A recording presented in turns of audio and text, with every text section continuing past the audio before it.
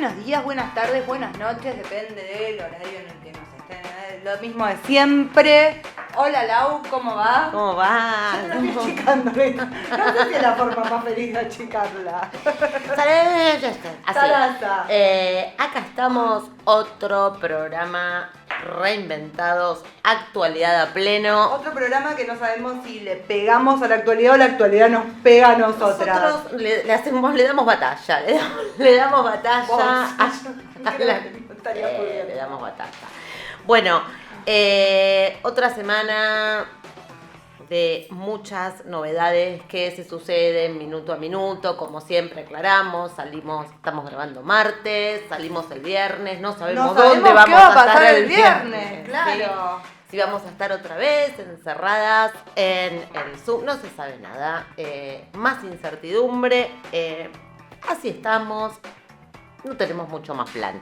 Tenemos un programón hoy. ¿A quién tenemos? Tenemos al diputado Fernando Iglesias, diputado nacional por la ciudad de Buenos Aires, de Juntos por el Cambio. Vamos a hacer un paneo de todo lo que está pasando o intentar ver un poco qué está pasando. Nuevamente va a estar María Bianchi, que la semana pasada le quedó como algo para aclarar. Sí, se fue con hacer un un sabor descargo. amargo y quiso hacer un descargo, y acá obviamente el espacio para descargo abierto para cualquier invitado. Y en este nuevo espacio que tenemos, Argentinos por el Mundo, Marina Auer desde Madrid, contándonos un poco cómo se está viviendo la situación sanitaria, la llegada del verano, la vacunación, etcétera. Me parece que está bueno escuchar, ya lo venimos diciendo, a veces uno tiene la sensación que estamos, encima hay estadísticas, estamos como en el número no sé cuánto, siempre estamos por abajo en todas las tablas, pero no todo está bueno en el resto del mundo y está muy bien que mostremos la realidad, más allá de que es verdad, estamos jodidos, estamos complicados, superpoderes, mucho tema. Bueno, vamos a ver las notas. Vamos a ver.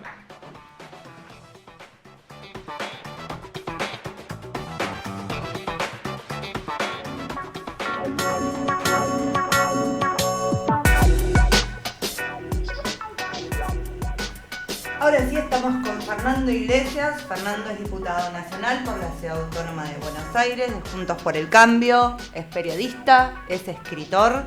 Y hoy nos está acompañando para hablar un poco, para hacer un poco un resumen de lo que está pasando en el país, que está tranquilo, lindo. Complicado. Primero, gracias por aceptar la invitación.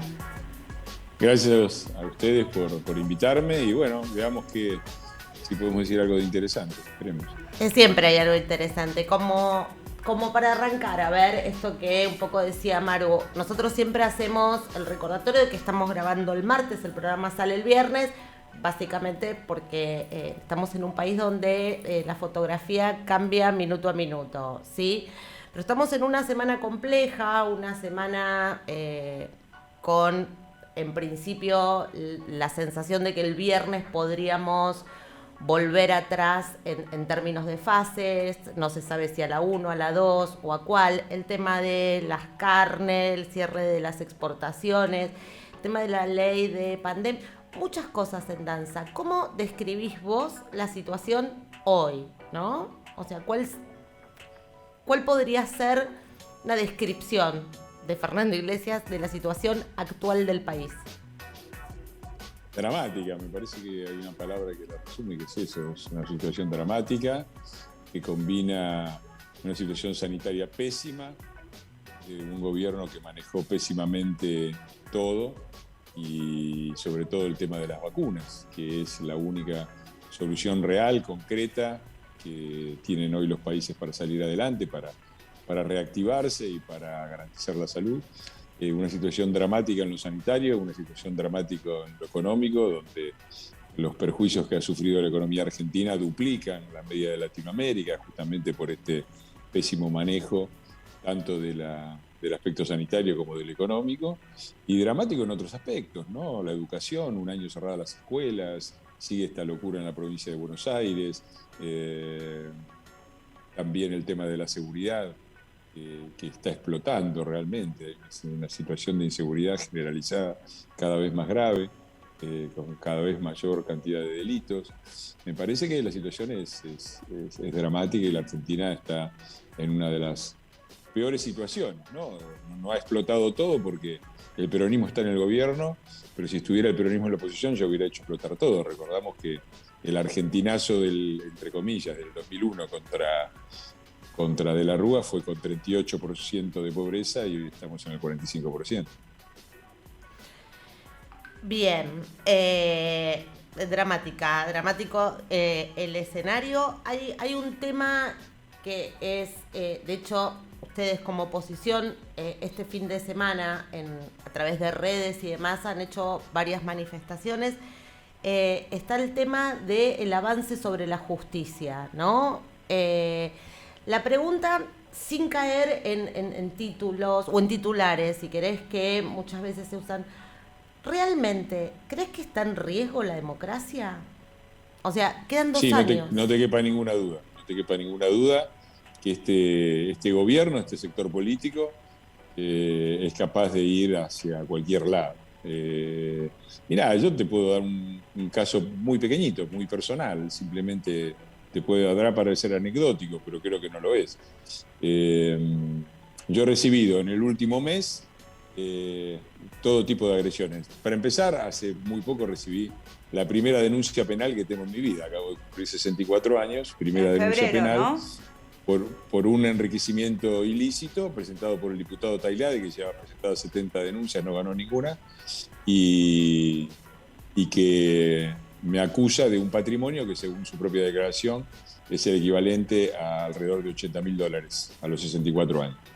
Imagínate, si ellos manejan la justicia, cómo una denuncia ridícula de este tipo puede avanzar, pero a eso sumale que fui agredido físicamente dentro de la Cámara, que un personaje absurdo como Coco Silly me amenazó con cagarme a trompadas, textual, y al otro día el presidente de la Nación, Coco Silly es inimputable, pero el presidente de la Nación debería tener una responsabilidad. Al día siguiente le di una entrevista.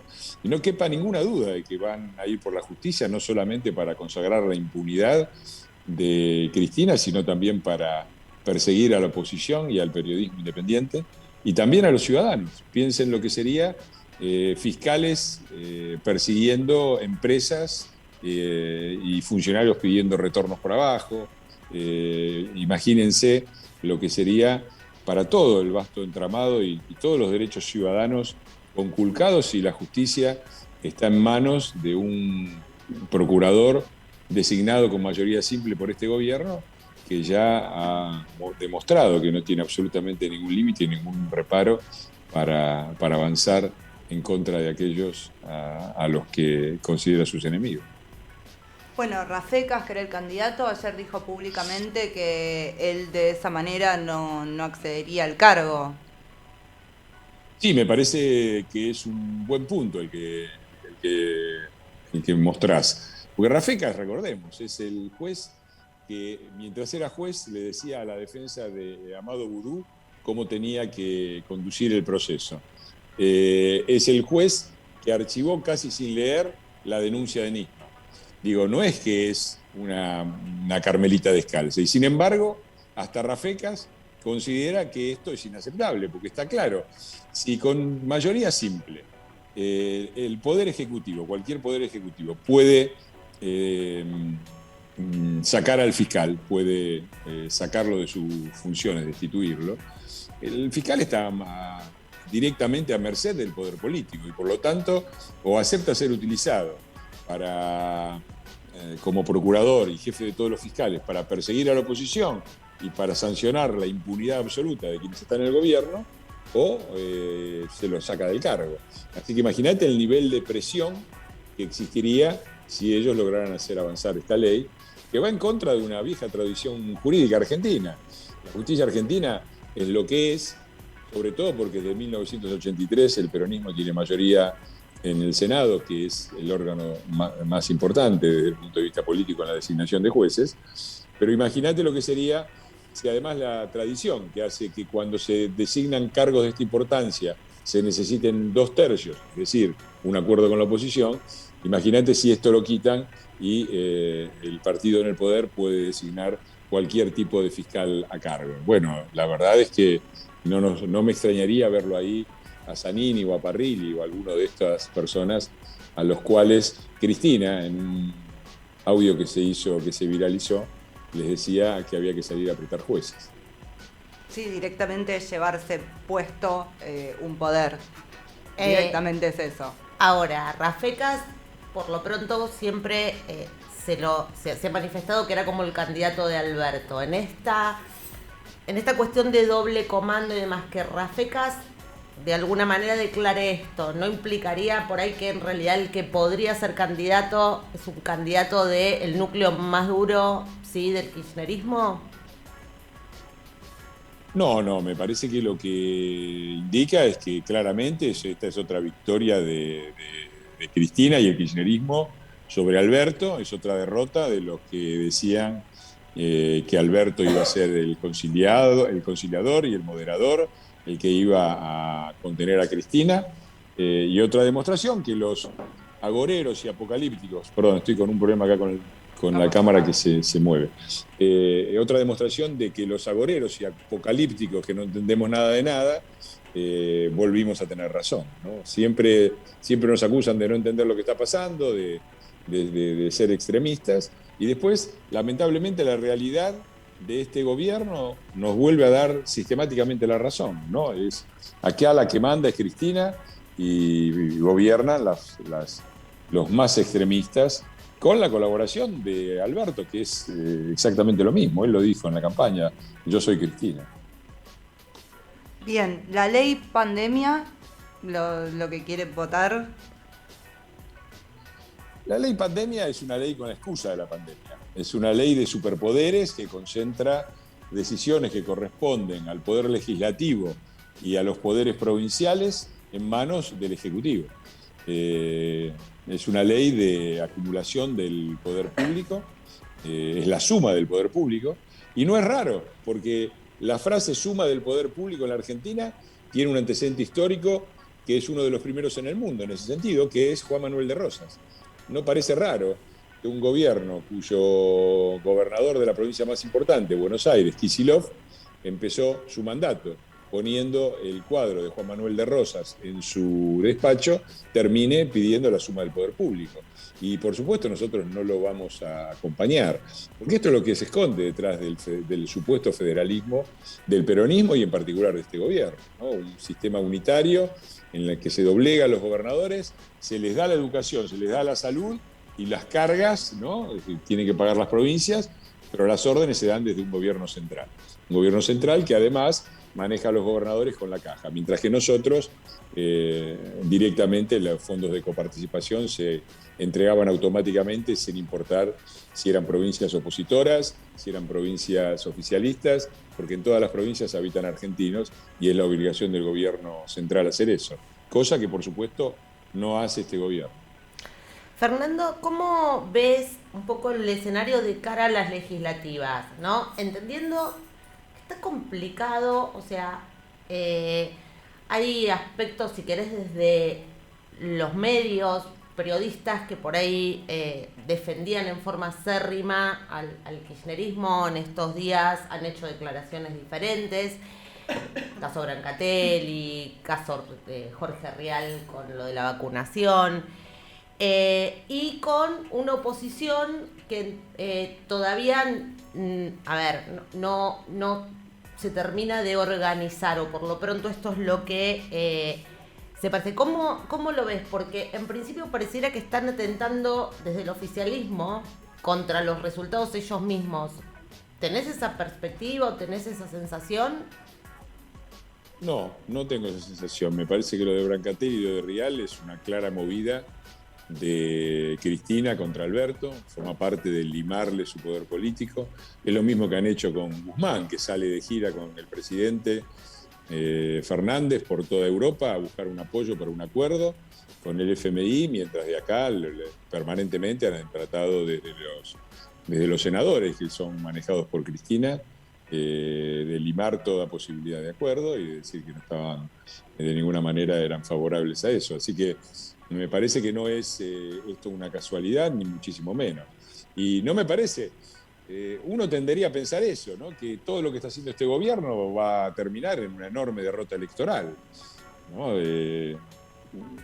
Estamos hablando de una caída de 10% del PBI y un aumento de 10 puntos en la pobreza, de 35 a 45 en un año. La mitad puede ser atribuida a la pandemia, como no, pero cuando uno ve las cifras del resto de Latinoamérica y del mundo, encuentra que la mayor parte de los países la caída del PBI y la suba de la pobreza fue más o menos la mitad. Sí, un mundo con la misma pandemia que este país, claro, ¿no? Sí, la misma pandemia en todo el mundo. Acá lo que hicieron fue una cuarentena demasiado larga y en el medio una serie de medidas económicas absurdas, como la de ahora cerrar la exportación de carne, perder mercados. Y todos los países se desesperan por ganar mercados en el exterior. Hay usan lo que se llama dumping, es decir, se exporta a pérdida con tal de poder ganar mercados. La Argentina, que tiene mercados, los rechaza, los cierra y después nos quedamos sin divisas si no hay dólares y sube la inflación y hay corrida bancaria. Bueno, una serie de locuras. Todo esto indicaría que van a sufrir una enorme derrota.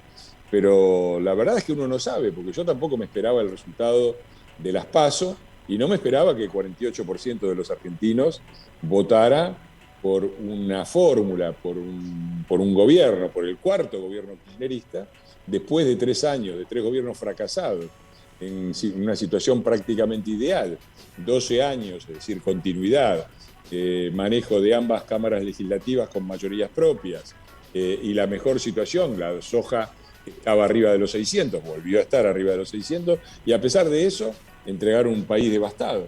Y sin embargo los volvieron a votar. Así que yo no voy a hacer pronósticos, apelo a la responsabilidad de los argentinos y espero que el doloroso proceso por el cual quienes votaron a este gobierno creyendo que les iban a devolver el asado, y hoy tenemos el consumo de carne per cápita más bajo de la historia argentina, y pensaron que les iban a llenar los bolsillos, como decían que iban a hacer, y hoy tenemos 45% de pobreza, 72% de chicos pobres en el conurbano.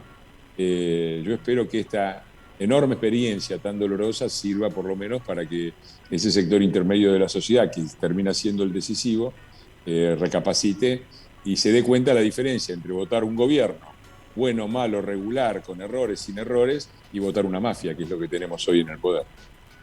Sí, vos esto del núcleo duro, que no es el 48, obviamente, un 25, un 30%, lo explicás, está bueno como lo explicás, esto del peronismo como religión y no como ideología. Y sí, porque es así, no. El peronismo se ha transformado y con el kirchnerismo ha vuelto a los peores rasgos del primer gobierno, ¿no? Hubo momentos en que el peronismo tuvo otras manifestaciones, qué sé yo, Cafiero, inclusive Menem desde el punto de vista democrático y al lado de estos chicos era impecable, ¿no? Comparándolo con esto, pero el peronismo tiene una base de tipo religioso, es muy difícil discutir con ellos porque no hay de ninguna manera la intención de discutir en base a argumentos y a razones. Lo único que hay es una convicción religiosa en un líder, en su momento Perón, después fue Néstor, después fue Cristina, que nos va a salvar, y cualquier objeción que se haga a esa teoría, que la realidad demuestra completamente errada, es considerada un ataque a la posibilidad de salvación. Entonces, en esos términos de fe irrestricta y de renuncia absoluta a la lógica, es muy difícil de discutir, porque uno encuentra incoherencias permanentes, ¿no? Uno lee las cosas o escucha los videos de Alberto de hace pocos años, hablando, por ejemplo, de la inflación. Yo lo escuchaba ayer en el programa de Pañi, ¿no? Describiendo perfectamente, le hablaba a Cristina y le decía que cómo no iba a haber inflación si la emisión había llegado a semejantes niveles. Hoy el mismo Alberto te dice que no, que la emisión no genera inflación, que es policausal y que el problema es de los almaceneros. Una vieja historia, recordemos que la quema de iglesias del primer peronismo se produce a la noche de un acto en el cual explota una bomba, hecho repudiable, murieron 2 o 3 personas, y eso es repudiable, pero el discurso de Perón era un discurso contra los almaceneros, en los cuales les advertía que les iba a aplicar las penas más severas y que Dios no permitiera que aplicaran los castigos más terribles a todos aquellos que subían los precios. Así que viene de muy lejos esta historia y es hora que le pongamos fin si queremos terminar con la decadencia nacional. Ahora, el incremento de la pobreza, en esto de qué porcentaje del electorado es el núcleo duro del kirchnerismo.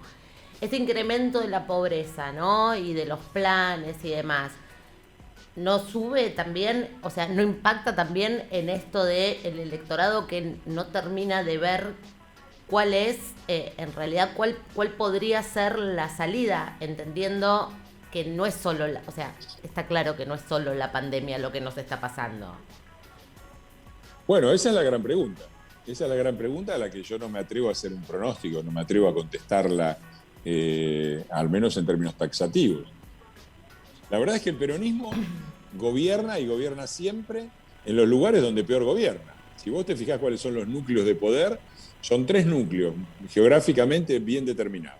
El norte, que es un norte feudalizado, con niveles de pobreza enormes, con sistemas como el de la Formosa de Gildo Infran, tomada como modelo por el presidente de la Nación. El sur, es decir, las provincias que son califatos petroleros, que dependen de las riquezas naturales, porque la producción es muy poca, algo de turismo, alguna cosa acá, pero sobre todo regalías petroleras. El sur, en donde también gobiernan ellos, en ese caso Santa Cruz es el modelo, y el conurbano, ¿no? En donde los niveles de pobreza, te acabo de dar una cifra, 72% de los chicos del conurbano son pobres. Y sobre todo, y si vos repasás en cuáles son los municipios, La Matanza, Lomas de Zamora, Quilmes, han gobernado casi ininterrumpidamente ellos. Así que bueno, ahí tenés una confirmación de que cuando aumenta la pobreza, no necesariamente pierden el poder. A veces, por el contrario, logran justamente en esta dependencia absoluta de la gente del poder de turno afirmarse y crear un sistema clientelista. Así que esa es la gran pregunta, porque yo creo que estamos llegando a una situación extrema, donde ya la Argentina productiva, la Argentina autónoma, la Argentina que vive de su trabajo, no puede más, porque no puede seguir bancando el nivel de impuestos, el nivel de restricciones, inclusive a los que aportan dólares, que es lo que más se necesita en la economía argentina hoy, como el sector agropecuario, siguen con las medidas de todo tipo restrictivas y en contra del sector. Así que estamos llegando a una situación culmine, una situación de crisis muy grave, donde hay 2 Argentinas cuyo destino es incompatible, a menos que se entienda que está bien que los sectores más productivos, más competitivos y más desarrollados y más ricos ayuden a los demás, pero tiene que ser ayudarlos a salir del sistema clientelista, ayudarlos a vivir de su propio trabajo, ayudarlos es crear trabajo, crear inversiones, crear infraestructura como el Belgrano Carga que rehabilitamos, o sea, crear las condiciones para que las provincias del norte, del sur, el conurbano y quienes habiten en todo el país y hoy viven de subsidios, vivan de su propia producción y de su propio trabajo. Si no, esta espiral descendente no se va a terminar más. Sí, pero para eso necesitas una decisión política que pareciera que obviamente este gobierno no lo tiene y pareciera como que la pandemia les cayó funcional a determinados objetivos. Sí, es así. Es que ese es el problema también a veces que yo tengo en la discusión con quienes creen en una regeneración del peronismo. Yo creo que eso no es posible. Por supuesto, yo estoy dispuesto a desmentirme y obviamente lo que yo opine es indiferente al proceso. Sea lo que yo opine, el peronismo sigue siendo autónomo y puede decidir su destino político. Ahora, nos vienen diciendo esto de la renovación peronista desde... lo hacen siempre, sobre todo cuando pierden las elecciones, ¿no? Cuando perdieron con Alfonsín en el 83, salió Cafiero, después salió Menem, después cuando perdieron las elecciones en el 2015 también apareció Massa, el Frente Renovador, el peronismo federal. Y bueno, siempre prometen una renovación cuando pierden las elecciones, cuando después se juntan todos y vuelven a hacer lo que eran. Y esto no es un capricho, ni lo causo yo con mis opiniones. Es porque el peronismo encarna, representa, y lo hace muy bien, representa esa Argentina atrasada, subsidiada, y que no quiere cambiar un sistema, un status quo, un establishment que nos condena al atraso. El peronismo es el partido del establishment, y el establishment no entendido como los sectores productivos avanzados. Al contrario, el establishment del atraso, de la CGT y los sindicalistas que la gobiernan, de los movimientos piqueteros, de los gobernadores de las provincias feudales del norte, de los califatos petroleros del sur, de los varones del conurbano. Ese es el gran establishment argentino y el peronismo está encarnado ahí, representa esos intereses y no va a cambiar, no va a cambiar. Por lo tanto, las fuerzas republicanas tenemos que agruparnos, no basarnos en falsas esperanzas y dar la batalla para representar al otro sector de la Argentina, que es el que nos vota y que es el sector productivo, competitivo, que no quiere dejar atrás a los otros, ni es que no se conduela de esa suerte, sino que por el contrario, quiere aportar, pero quiere aportar a que se desarrollen y a que entren en el universo del trabajo y que salgan de la limosna y del subsidio social y de la coparticipación como única forma de sustento de las provincias, que es lo que encarna el peronismo. Bueno, sí, que deberíamos darle un mérito con esto que decías de Massa, todo, ¿no? Se van matando, se dicen cosas, todo, y después para ganar las elecciones se unen y ahí están todos, ¿no? Eso es meritorio. Sí, en ese sentido son mucho más institucionales que nosotros. Ahora, en relación a toda esta oposición más liberal, ¿no? Los partidos o las voces que más se escuchan, sí, Esper, Milei, ¿qué opinión te merecen? En realidad, pensando en términos de arco opositor de cara ahora a las legislativas. Mirá, yo coincido con el diagnóstico, muchas veces los diagnósticos que hacen Esper o Milei, yo coincido absolutamente. Es más, de Esper he sido amigo hace bastante tiempo, fui uno de los primeros lectores de su libro y fui quien le presentó al que después lo publicó. Y el diagnóstico estamos completamente de acuerdo. El problema es cómo se sale. El problema de la Argentina me parece que está muy claro como diagnóstico. Si no vamos a un país basado en el sector productivo, basado en la iniciativa privada, abierto al mundo, competitivo, donde el trabajo tenga valor, donde el mérito exista, vamos a seguir en la decadencia. Eso es fácil de decir, es relativamente fácil de diagnosticar, es difícil de cambiar. Es difícil de cambiar porque la Argentina funciona de otra manera. Y eso es las razones de la política, así como el kirchnerismo es ignorante en el sentido de que creen que todo es política y la economía es un epifenómeno que se puede manejar, después la arreglamos porque la política es lo central. A mí me parece que los Spert y los Milei subestiman a la política, que también tiene sus razones. Creen que todo es la economía y no es así. La política tiene sus propias leyes. Nosotros queríamos cambiar la legislación laboral.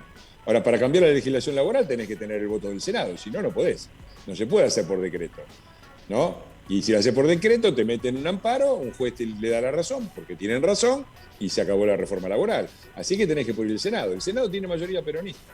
Nosotros presentamos un proyecto de modificación de la legislación laboral, los senadores peronistas nos dijeron, no, esto es mucho, lo achicamos, más chiquito, a ver si pasaba. Y nos dijeron, bueno, lo vamos a ver. En un momento se paró de manos Pablo Moyano, que tenía que dar explicaciones de por qué en Independiente hay lavado de dinero, y dijo, no, la CGT esto no lo va a apoyar. Y todos los senadores peronistas dijeron, no, si no lo apoya la CGT, nosotros tampoco, y se acabó la reforma laboral. Entonces es fácil decir desde la tribuna, como dice Esper, como dice Milei, hay que cambiar la legislación laboral, y el problema es que Cambiemos fue muy tibio. Bueno, la verdad que puede ser que en algunas cosas hayamos sido tibios también, pero en muchas hay una imposibilidad objetiva, que se deriva además de una situación general. La Argentina vota sistemáticamente al peronismo. Sistemáticamente. 32 años pasaron desde 1989, 26 años gobernó el peronismo y 6 no dejó gobernar. Y el único momento en que la Argentina deja de votar al peronismo es cuando ya se les quemaron todos los papeles, es decir, cuando ya se gastaron todos los activos, acumularon toda la deuda, hicieron el desastre completo, aumenta la pobreza.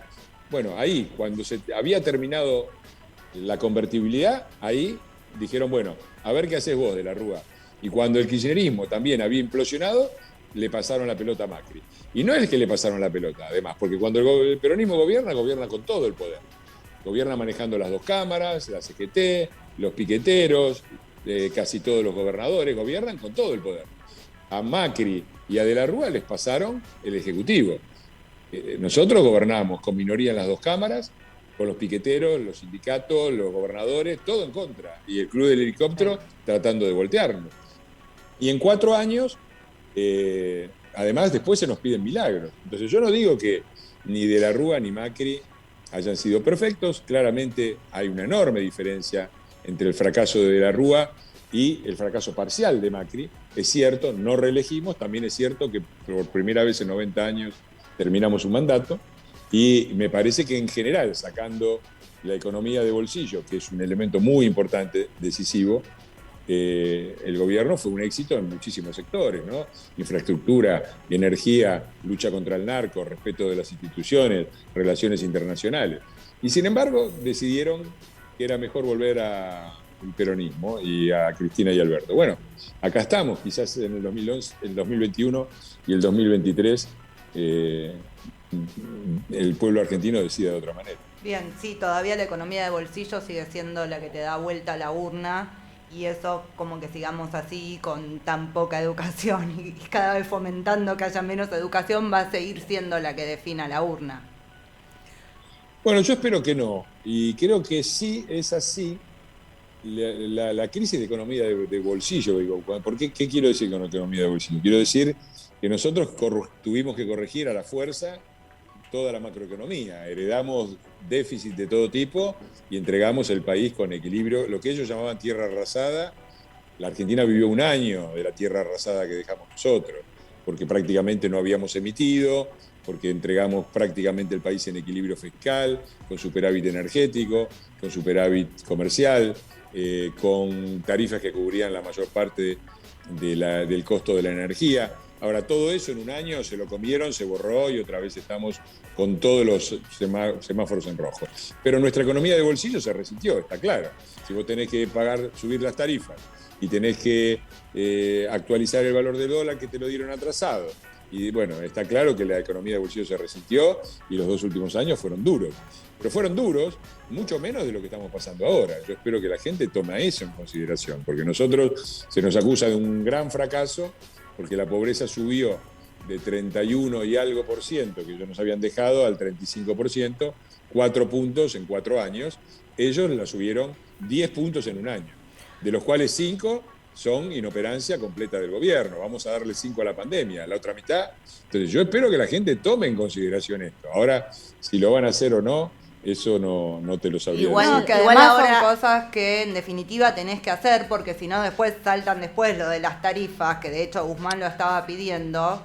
Si no lo haces ahora, después va a saltar, y eso salta y genera inflación. O sea, son todas cosas que, es que a la larga o a la corta hay que hacerlas. A ver, nosotros heredamos 7% de déficit fiscal, para poner una cifra sola, ¿no? 7% de déficit fiscal. Las veces anteriores que la Argentina llegó a tener 7% de déficit fiscal fue el año antes del Rodrigazo, el año antes de la caída de la tablita de Martínez de Oz y Malvinas, el año antes de la hiperinflación del 89 y el año antes del 2001. Nosotros tuvimos 2 años muy difíciles, pero no tuvimos un estallido del país, no hubo Rodrigazo, no hubo 2001, no hubo hiperinflación. Y eso es un mérito que no se le reconoce a nuestro gobierno, lamentablemente, porque claro, es muy fácil dar recetas fáciles, decir que hay que poner plata en el bolsillo de la gente y poner de pie al país y toda esa serie de consignas estúpidas. La verdad es que estamos de nuevo en niveles, en una acumulación de distorsiones económicas, que yo me temo que antes o después de las elecciones va a llevar o a una parálisis completa de la economía, o va a llevar a una situación de estallido inflacionario o cambiario de algún tipo, porque no se puede. Otra vez las tarifas cubren menos de una cuarta parte del precio de la energía. ¿Cómo van a hacer eso? Ya están entrando los barcos que traen de nuevo el gas. Por el mismo lugar donde antes exportábamos energía, ahora volvemos a importar. Y eso no tiene solución. En el corto plazo se puede tapar, pero es ponerle un parche a una rueda y al mismo tiempo que se la sigue inflando hasta que explota el parche y la rueda también. Igual ahora, ¿no crees que el tema salud, o sea, el tema de las vacunas, la mala gestión en términos de la salud, puede ser un factor que incida en las elecciones o en las urnas? No te digo si en igual medida, pero parecido al tema de la plata en el bolsillo.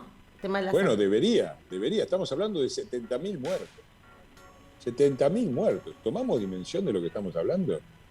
De esos muertos, ¿cuántos se deben a la pandemia y cuántos se deben a la locura de la gestión de este gobierno? De Ginés, que empezó diciendo que no iba a llegar, que nos quedáramos tranquilos, que el problema era el dengue, el presidente que decía que había que tomar tecito caliente, ¿no?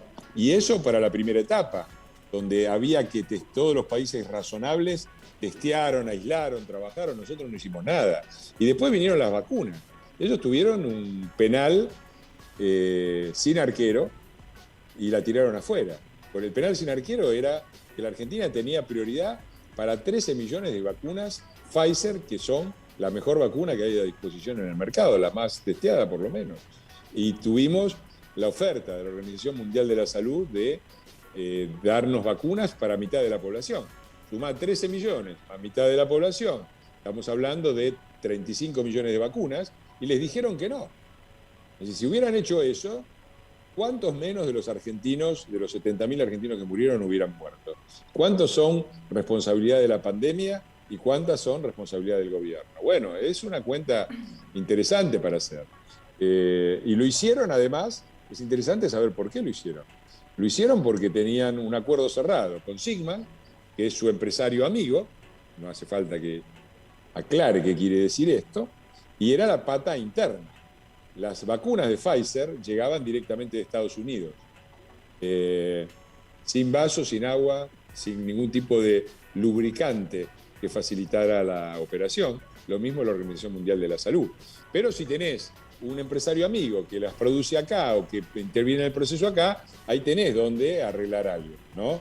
Bueno, como tenían ese negocito atado con Sigman, le dijeron que no a Pfizer, le dijeron que no a la Organización Mundial de la Salud y nos perdimos 35 millones de vacunas. Después se dieron cuenta de que AstraZeneca, la vacuna, tenía sus problemas y además tenían problemas en la producción. Y nos quedábamos sin vacunas. Así que agarraron, manotazo de ahogado, a la desesperada lo único que había. Y lo único que había era la vacuna rusa, que mientras las demás vacunas ya estaban terminando la fase 3 y los datos estaban disponibles, la vacuna rusa, la Sputnik, no tenía prácticamente datos de la fase 3. Nosotros fuimos el conejillo de India, la fase 3 fue la población argentina. Y recién, meses después de habernos empezado a vacunar, apareció el primer artículo en una revista de Lancet, dando algunos datos un poco más tranquilizadores, que ahora están en duda, porque sí, ahora The Lancet salió con otro artículo diciendo que bueno, que los números de la fase 3 no estaban claros. Cuando parecía que el tiro les había salido bastante bien, parece que no, pero bueno, es lo que tenemos. Exactamente. Parece que en su momento la publicación en The Lancet era una garantía absoluta. Ahora sale un artículo crítico de la anterior publicación en The Lancet y no aparece ni en los diarios. Y todos los que dijimos que la vacuna Sputnik era la peor no en el sentido del efecto, sino de las garantías que tiene que dar una vacuna, porque por ahí es la mejor. Eso lo vamos a saber dentro de 2 años, cuando hagamos el cálculo completo, y podría pasar. Ahora, uno cuando va a comprar un electrodoméstico se fija que tenga garantías, ¿no? Entonces, la que menos garantías tiene era la Sputnik, sigue siendo la Sputnik. Ha sido rechazada en Brasil, ¿no? No por una revista, sino por el organismo, la ANMAT de Brasil, que creo que se llama Anvisa, lo rechazó justamente porque había irregularidades. Claro, ellos se pueden dar el lujo porque compraron 100 millones de Pfizer, entonces le pueden decir que no a la Sputnik. Nosotros no tenemos más remedio que usar la Sputnik. Y yo repito, no lo digo en el sentido de que no hay que vacunarse, todo lo contrario. Siempre es mejor correr el riesgo de la vacuna que correr el riesgo del coronavirus. Pero eso no quita que la Sputnik sea una vacuna que es la que, de las que están en el mercado, ofrece las menores garantías. De dudosa procedencia, de dudosa reputación. Ahora, es un tema ideológico. Es la Sputnik, no es la Sputnik. Claro, es la Sputnik, ahí está. Es un tema. ¿Qué garantías puede dar Putin, un tipo que envenena opositores, y que el Juan Domingo Biden, para nombrar un personaje que les gusta a ellos, el presidente de los Estados Unidos, sería bueno que ya que ahora parece que se hizo peronista Biden, según las interpretaciones locales, escuchen también cuando Biden le dice asesino a Putin. Asesino, le dijo. No, escuchamos una parte nomás. Es una parte nada más la que se retuitea. No es completo. Claro. Ahora, ¿es un tema ideológico? ¿Cuál es el punto? Todo. La gestión de la vacuna se ha reconocido todos los ejes del kirchnerismo. Por un lado, el prejuicio ideológico. A la Pfizer no, porque la del imperialismo. El eje propagandístico. Vamos con un empresario argentino, la industria nacional, orgullo, vamos a vacunar a toda Latinoamérica, dijeron. Eso era Sigma y AstraZeneca. Falló, podía fallar y falló. Y después está el otro tema, el de los negocios también, ¿no? Porque siempre conviene tener algún sector adentro con el que uno se pueda sentar a conversar. Algún amigo que haga vacuna. Y no empresas como la Pfizer, que nunca van a entrar en una componenda. Yo no sé si es porque, no estoy diciendo que sus ejecutivos sean honestos, pero es un problema simple de cálculo. Si vos sos Pfizer y tenés una vacuna que es la mejor considerada y un mercado prácticamente universal, porque todo el mundo te la quiere comprar y vos no das abasto, no te vas a jugar a pagar una coima en un mercadito chiquitito como es en la Argentina, con el riesgo de que haya un escándalo internacional y a vos te suspendan la cotización de la acción en Wall Street y vos termines perdiendo millones y millones de dólares para hacer un negocito de 3 pesos. Así que la Pfizer... Sí, no sabemos si es de honestos o de vivos, eso es lo que querés decir. No, pero es lógico. Es lógico, un simple razonamiento comercial indica que ni Pfizer ni ninguna empresa farmacéutica respetable va a andar pagando una coima para vender en este mercado la vacuna. Por lo tanto, tenés que buscar un empresario local. Primero fue Sigman, ahora está Figueiras. Casualmente, el otro empresario que aparece es el esposo de una senadora kirchnerista, Leguizamón, muy amiga de Cristina Kirchner. No sé si le suena, ¿no? ¿Vos estás vacunado? No. ¿Estás anotado? No estoy ni vacunado ni anotado. Soy población de riesgo porque soy mayor de 60 años, pero había dicho que iba a esperar lo suficiente para que se vacunara todo el mundo, digamos, para que los profesionales de la salud, sobre todo, y los mayores y las personas de riesgo se vacunaran. Así que creo que más o menos ahora estoy empezando a considerar la posibilidad de anotarme y vacunarme yo también. Una charla. Le íbamos a preguntar. Siguiendo tu tweet, ¿fuiste a la charla de justicia menstrual? Te lo teníamos que preguntar. No, mirá, yo soy feminista desde siempre, es decir, la lucha de las mujeres por sus derechos forma parte de mi historia, es la historia también de mi mamá y de mis tías y de todo lo que tuvieron que luchar con su marido. Yo lo adoro a mi viejo, pero mi mamá, cuando se casaron, anécdota, mi mamá ganaba más que mi papá. Mi papá puso como condición para casarse que mi mamá dejara el trabajo. O sea, la historia de las opresiones masculinas sobre las mujeres la he visto en primera persona y he visto la admirable lucha que han dado todas las mujeres. Ahora, cuando se cae, me parece que hay cosas que cuando se pasa de la reivindicación de los propios derechos a la demonización del otro, cuando se empiezan con consignas absurdas, ¿no?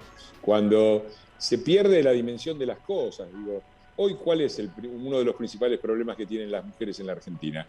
Que no pueden mandar a los chicos a la escuela, sobre todo las mujeres pobres, que muchas veces son hogares monoparentales donde el tipo se fue y la mujer está criando 2 o 3 hijos y no puede salir a trabajar porque cerraron las escuelas mientras está abierto los estudios de televisión para que metan 200 personas y hagan la presentación de Showmatch, o se juega el Superclásico y resulta que 13 jugadores estaban contagiados y después 5 de los que jugaron el partido también, pero el fútbol es sagrado, Tinelli es sagrado y las mujeres de la provincia de Buenos Aires a bancarse a los hijos.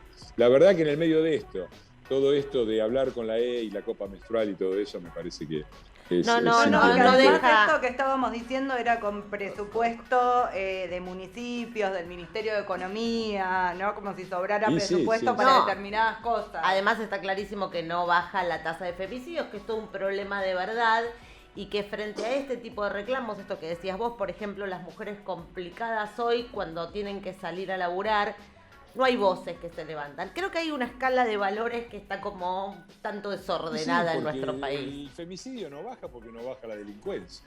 Y si vos no tenés una política para que ponga al Estado del lado de la víctima y no del delincuente, lo que tenés es mayor cantidad de delincuentes, y entre los delincuentes están también los agresores que les pegan a sus mujeres y que en algunos casos terminan matándolas. Así que no hay una diferencia en esto. No, el lenguaje inclusivo claro. no lo arregla. Y en el medio de esto, el lenguaje inclusivo, no sé, es para el feminismo de Palermo Trotsky, no para la realidad. Clarísimo, ha sido... Fernando, un gusto. Teníamos un poco de miedo. Sos bravo en Twitter. Sos áspero en Twitter. Pero un grosso, igual un caballerazo, ¿sí? Un caballerazo de verdad. Gracias por haber aceptado la invitación. Un caballerazo desde el inicio, que arrancamos, hay que decirlo esto, con la búsqueda de la entrevista. De verdad, un honor tenerte en el programa. Muchísimas gracias. Gracias a ustedes dos, fue muy interesante la entrevista, fueron muy buenas las preguntas. Gracias Laura, gracias Marianela, y bueno, a disposición, ya nos veremos. Gracias Fernando.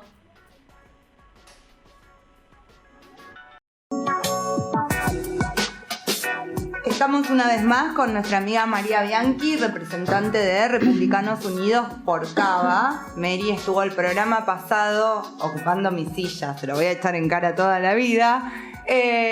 Y Mary se quedó con un sabor amargo, con algo que no se entendió demasiado bien y quería explicarlo, y la verdad que como sabemos que tiene las mejores intenciones, es amiga, queríamos que... No, y además nosotros en esto de el espacio para el descargo lo damos siempre, así que ameritaba, sí, que darte este ratito para que puedas explicar un poco mejor la idea. Que tal vez no quedó clara en la entrevista. Contanos. Bueno, ¿cómo están?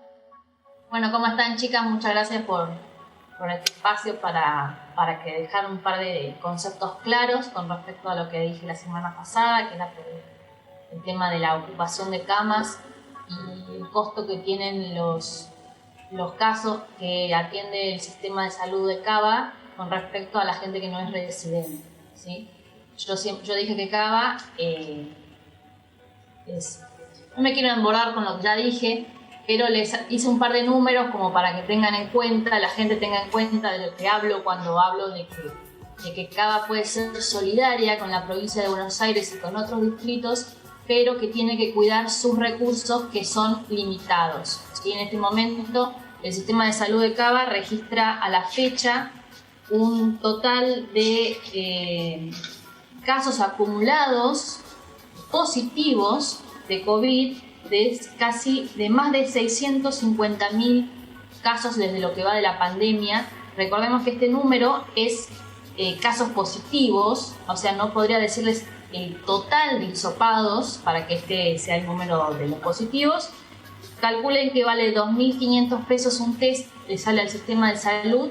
El test público que a la gente le sale gratuito, pero al sistema le sale 2.500 mangos cada test. Y escuchen este número, el 40% de estos casos, de los 650.000, corresponden a personas no residentes de Cava, que lo recibieron de manera gratuita en los hospitales públicos de toda la ciudad y están inscritos en el sistema. O sea, vos entrás a la página epidemiológica de la ciudad y te dice, está separado por residentes y no residentes. O sea, se hace un número de lo que le cuesta a la ciudad el hecho de atender gente de fuera de Cava.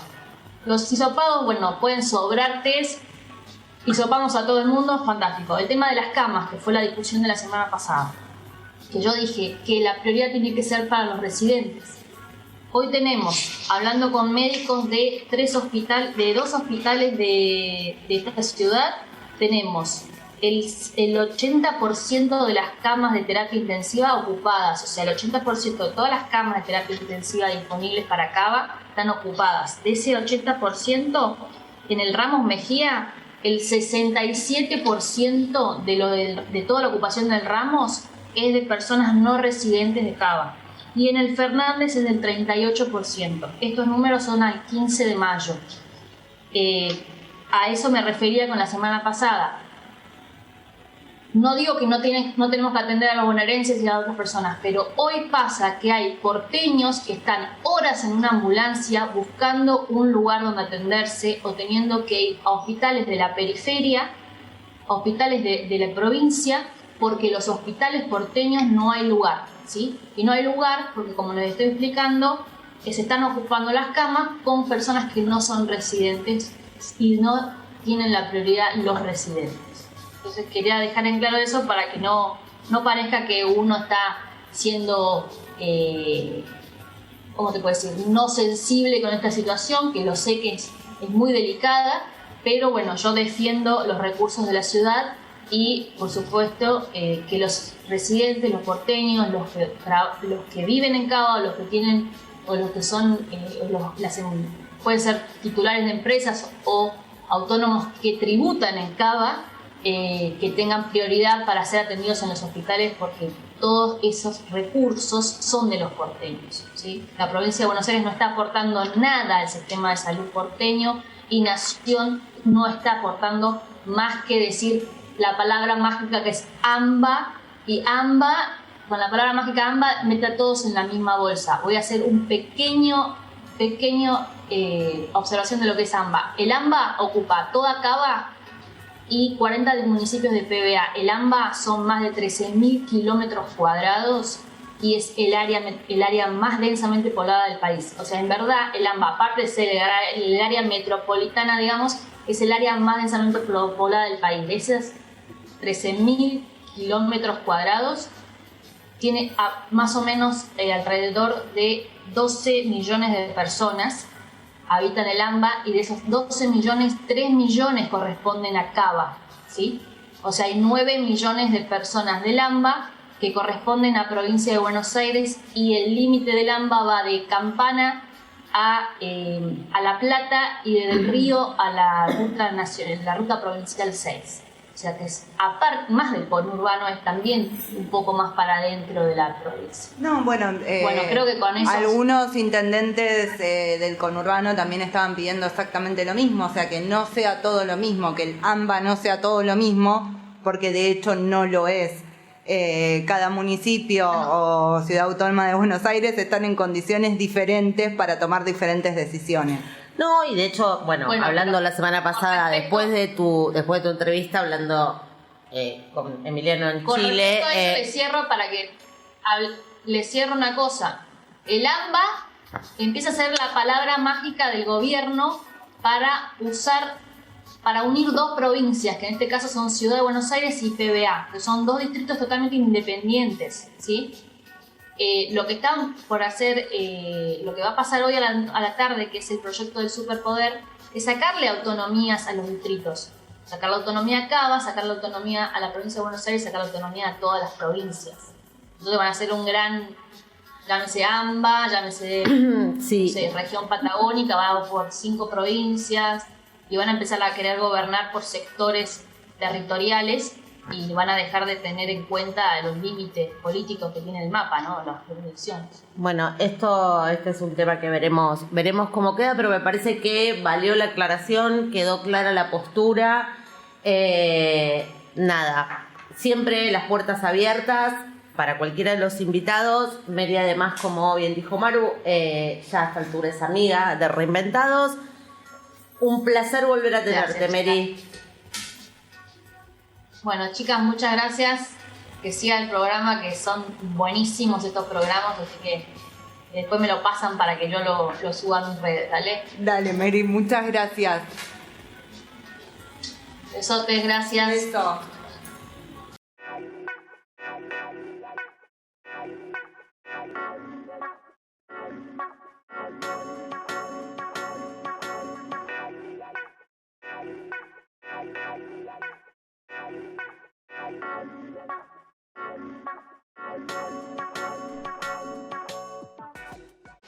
Bueno, ya terminando el programa, estamos como en esta nueva... No la quiero spoilear. O sea, no digamos columna, porque decimos columna... Y se termina. Pero por lo pronto es una sección que nos parece que está piola por un poco lo que está pasando, de la visión de argentinos que están viviendo en otras latitudes para contarnos un poco, porque acá nosotros tenemos la sensación de que somos los que peor estamos en el mundo, ¿sí? Entonces tener un poco la visión, vos presentá. Estamos con Mirá. Marina Auer, que está en Madrid, que es amiga, como todos los argentinos por el mundo. Hola Mari, ¿cómo andás? ¿Qué tal? ¿Cómo están? Muy bien, muy bien. Mari, a ver, hablando en estos días un poco de la situación sanitaria, de cómo estábamos acá, de cómo están en España, contanos un poco hoy cuál es la situación sanitaria en España respecto al COVID. Bueno, estamos avanzando y con los remos. Hay un factor importante que es el verano. Acá, que quieras o no, está llegando, bueno, en España, en toda España, hay lugares que más calor.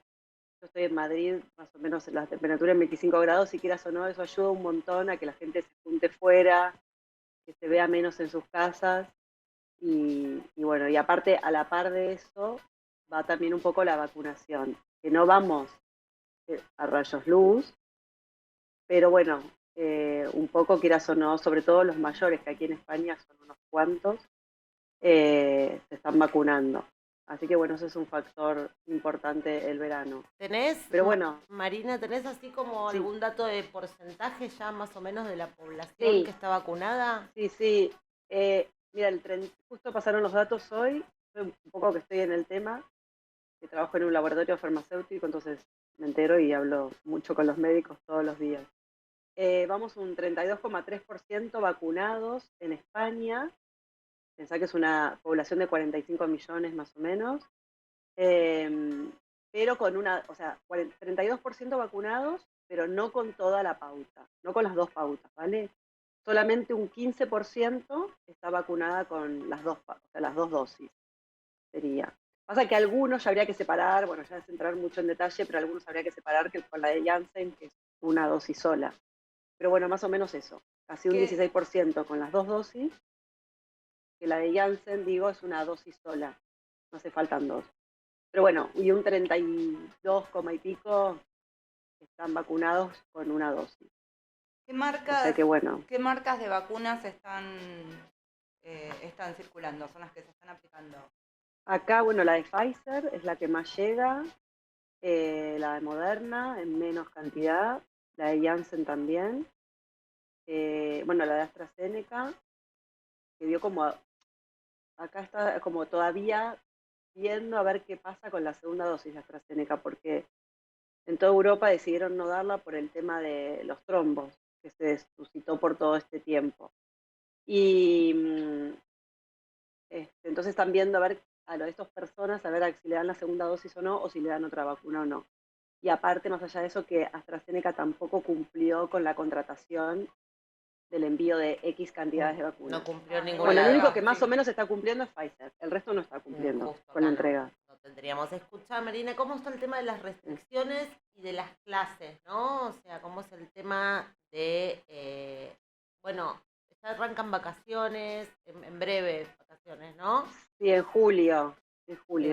Las clases, por suerte, yo que tengo una hija pequeña, por suerte, siempre estuvieron presentes. Desde septiembre que empezaron y seguimos de clases. De hecho, hubo días, bueno, acá, ¿se acuerdan? En enero nos agarró Filomena y estuvimos como 10 días los chicos sin clases. Entonces acá terminan supuestamente el 15 de junio y lo van a retrasar hasta el 23 de junio. Nos van a dar esos días perdidos de Filomena, los van a recuperar. Así que genial. Por suerte acá, las clases la verdad que las mantuvieron porque la incidencia, es cierto que en las clases casi ni afectó. Es un porcentaje muy pequeño. La verdad que los niños, un aplauso para ellos porque, de hecho, hablan en las noticias de eso y felicitan todo el tiempo a los niños porque se han comportado excelente. Se han cumplido todas las normas. De hecho, mi hija a veces cuando salgo y yo me olvido de ponerme la mascarilla, me dice, mamá, la mascarilla.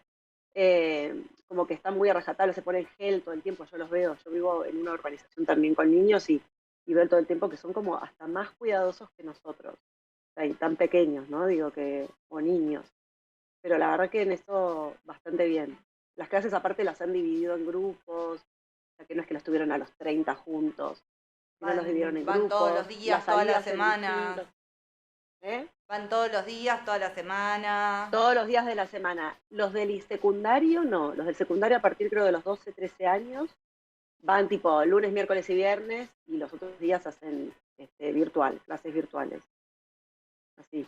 Y tema, bueno, Madrid, ¿no? O sea, a vos, pero en España en general, esto de los bares, todo lo que es gastronomía especialmente, que por lo pronto acá en Sí, Argentina es un sector que está golpeadísimo. sí, acá también. Aquí también. El tema que, lo bueno que en Madrid es como que parece que vivimos en otro país, porque toda España cerraron los bares y había toque de queda muy pronto, como decirte a las 5 o 6 de la tarde, y Madrid no. Madrid estuvo cambiando. Por ejemplo, hacía toques de queda a las 10, otras veces a las 9, reuniones de 4, o sea, eso lo fue como modificando.